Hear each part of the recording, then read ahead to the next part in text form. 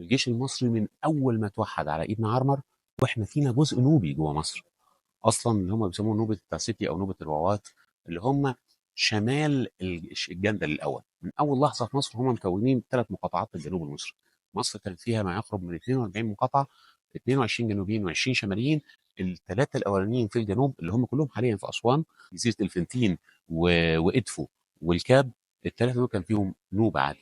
نوبه كانوا بيتميزوا بان عندهم قدره عاليه جدا على استخدام السهم والرمح، لدرجه ان في اثناء الفتح الاسلامي مثلا كانوا متميزين بان هم بيصيبوا في صراعهم مع المسلمين، بيصيبوا الحدق بتاع العين، فتسميوا برومات الحدق من كتر ما هم دقيقين في الموضوع.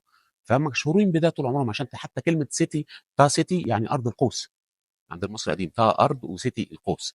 فلما المصريين القدماء كونوا الجيش بتاعهم، بقى دايما في الجيش بتاعهم يبقى الرومان في المعتاد معمولين من النوبيين، بينما المشاة يكونوا معمولين من المصريين شمال النوبة في المعتاد. وده كان بيكون جيش قوي جدا لا يقهر، لان دول ودول اتجمعوا مع بعض بيبقوا ايه، لعنة الله في الارض.